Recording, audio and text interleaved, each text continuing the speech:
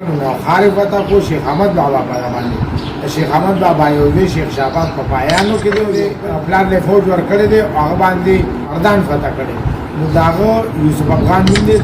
دا دلزا کې ولا لګل بنیادی دور باندې دا شاه سوار او ملګرو دا چې تاسو سره اکثر د دلزا کو په سرحد باندې خبرې کوم نو تاسو سره دا ډېر په فخر سره کوم چې دا زما دا پټکی شامله ده او جګه شامله ده دا ولی را چې دلته کې اسلام راغلی دی که موږ مسلمانان یو دلته دین راغلی دی نو دا د دلزاکو او د ماندرو د وجې راغلی دی چې کله الپتګین دوی ته خواست وکړو امید لودي ته خواست وکړو چې یاره تا مالا فوج راکا ما سره کومک وکړه ما باندې جیپال راغو چې هندو بادشاه دی او ډېر زورور دی نو ما نه خو غزنې تللی دی خو ما دلته اسلام هم ځي اسلام ته نقصان نه ځي نو دغه امید لودي پلارو ابوالفتح لودي د لودي دی لودیانو چې د ملتان حاکمانو د کرم حاکمانو پکتیکا پکتیا ورته دی والا دلزاک دا دلزاک والا لګل بنیادی دور باندې دا شاه سوارو او هغه وخت کې تاسو د روډو سو ګوري یا تاسو د نور 2000 کاله مخکې 2000 کاله مخکې 1000 کاله مخکې چې دوی سره یو ورول دستوان هم داخله کو چې دوی بوی د اسنه نشانه وشته او پاس بسوارو پاس با کمانډو نشانه وشته دا دونه تکړه نو چې موږ نن دا کمانډو ذکر کوو نو دا وخت کمانډو نو دې راکو الته کې جیپال په کابل والو خو بیا دې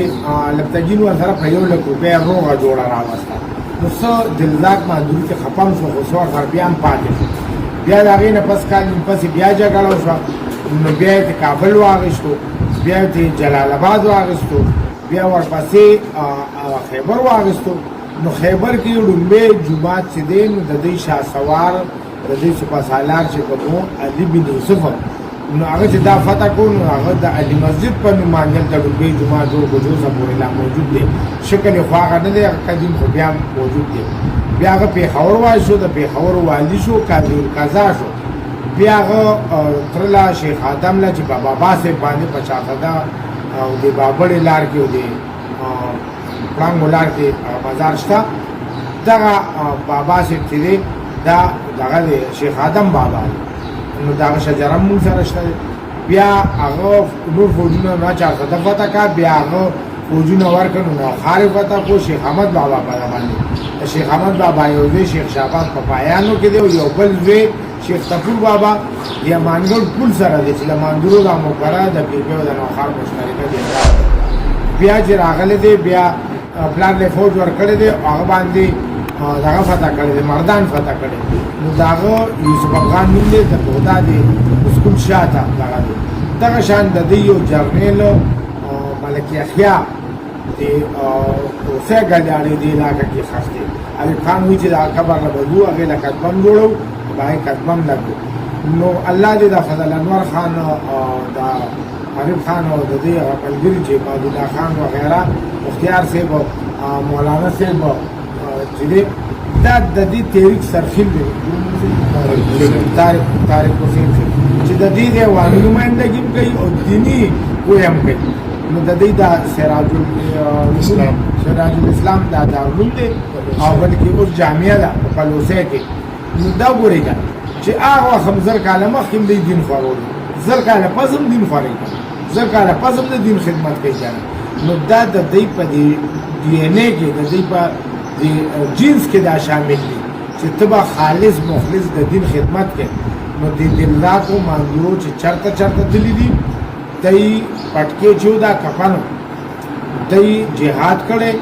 دای علاقې فتح کړي او بیا حکومت یې ماغه جوړ کړي چې الته نه ټیکسو نه یاجیوا نه محلو نه کلاوا او نه داسې نور پابندې وي